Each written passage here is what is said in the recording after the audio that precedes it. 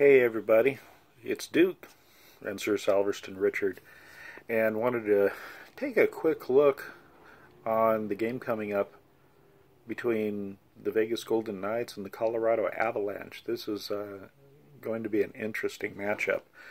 Both are teams that are surprising people as far as how they're playing so far this year. Of course, the Vegas Golden Knights expansion team, pretty much everybody in the world picked them to be last place in the Pacific, and instead they're 7-1-0 and battling for the top place in the Pacific, playing some excellent hockey. And even the one game that they lost was arguably because their goalie, Marc-Andre Fleury, played third period against the Detroit Red Wings with a concussion and shipped 4 goals to allow them to win. On the other side, the Colorado Avalanche is atrocious last year, played horrible defense, in fact historically horrible defense, was last place by a long way in the entire league, number 30, and they were again figured that they're going to be probably a little bit better than they were last year, but it still was going to be not good. They started with a 4-1 record, got on a losing streak, lost a few, then just beat the Dallas Stars, who had beaten them earlier in the year. Now they've kind of regressed to the mean. Some of the people are saying, is things starting to fall off like it did last year? And no, they're a good team. They got hit, they started out very well, surprised some people. They played a good schedule. Unlike the Vegas Golden Knights, who've played a very soft schedule, the easiest schedule so far in the NHL, the Avalanche has played a fairly decent schedule. They've been playing some other teams like the Predators, like the New Jersey Devils, which is another team that's been surprising folks at how well they've been playing, and some others. So they've been playing some decent games. They've also had several days off, then they played Dallas, and then several days again. So they were also playing a lot of games, bang, bang, bang, bang, really early, while Vegas was being a little slower on their games. They had one, then they'd have a couple of days off, have a couple of days off. The Avalanche was doing a lot of back-to-backs, and they were doing well for most of them. So what's different with them? Well, last year their defense was, again, historically horrible. They're playing decent defense now. They've got about I believe it's about a 2.68 goals per game average against them on their defense, which is pretty similar to what Las Vegas is doing. So their defenses have both been pretty good. The Avalanche's defense has been a little bit more up and down than what Vegas has been, but still the defenses keep up pretty good. They've also been a little bit more settled on their offense. Again, last year they had offense, but it was highly erratic at times. It would score a lot of goals sometimes, but most of the time it was playing catch-up because they had goals behind and they'd press. This year they're doing a better job of keeping an even keel, and so they've done a good job. I think, if I remember right, it was something along the lines of they've had 24 goals and they've allowed 20 goals. So a little bit better than even, definitely worlds away better than what they were last year. And they're well rested. They've had some injuries and they've had to bring up some people to play. Quite a few, actually, a lot more than Las Vegas has.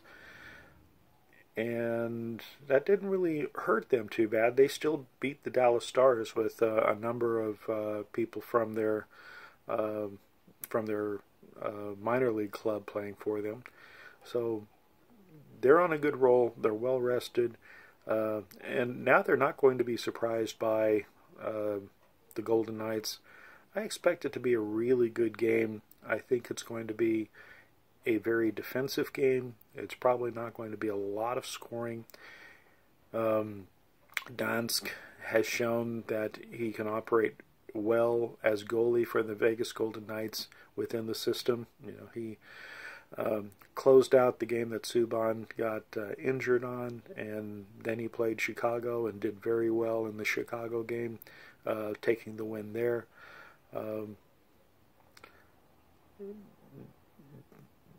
So even though Las Vegas has a very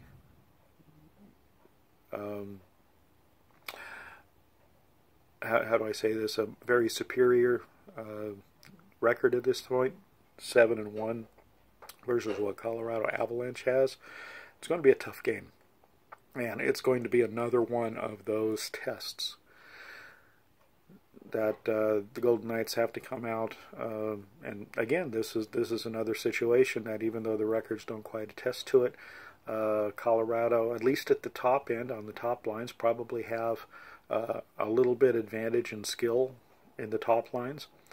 I think that Vegas has an advantage in skills on the bottom lines, third and fourth line. So just as in Chicago, when the fourth line was dominant and really they were the key, Nosek and those guys on the fourth line were the ones who basically got the goals and made the game for us. I think they're also going to be key with the Colorado Avalanche. Try to hold down the top lines so they don't overwhelm us. The bottom lines that we have, go ahead and pick on the lower lines that generally, in a lot of the league, is the teams are just not as deep as Las Vegas. So even though they're a little bit more talented at the top end, Las Vegas, in most cases, are going to have an advantage on the third and fourth lines. And so that's where Las Vegas has to work it. And the second advantage, well, they actually have two other advantages. Number one is on special teams. Colorado's power play isn't really that good. Las Vegas, basically from a statistical standpoint, is significantly better, especially on the power kill. So hopefully we can get some advantage over that. And the second thing is Colorado has not been good on faceoffs. They've only won 45% of their faceoffs so far this year. Las Vegas has done significantly better, which is actually surprising since during the preseason there was a lot of issues with faceoffs. But Las Vegas has been doing out. They've been doing just a bit over 50% of winning the faceoffs. That's where you want to be, because that gives you more opportunities. You don't want to keep giving the puck away to the other team for their possession. You want to limit that as much as possible. And with Colorado only having 45% of face-off wins, you're continuing giving the other team chances to go ahead and get more possession. So a lot of little things. I think this is going to be a hard-fought, not a lot of goals. I think it's probably going to be something along the lines of a 3-2 game, something along those lines, with Vegas winning. But it's going to be a tough game, and it's another test. It's a grinded-out test, and we'll have to see how it's standing. Last game of the homestand, they've done a marvelous thing. They've gone 5-1 on this homestand. They can make it 6-1 if they close it out with the Avalanche, so that would be fun. Let's see how it goes. Go Knights, go.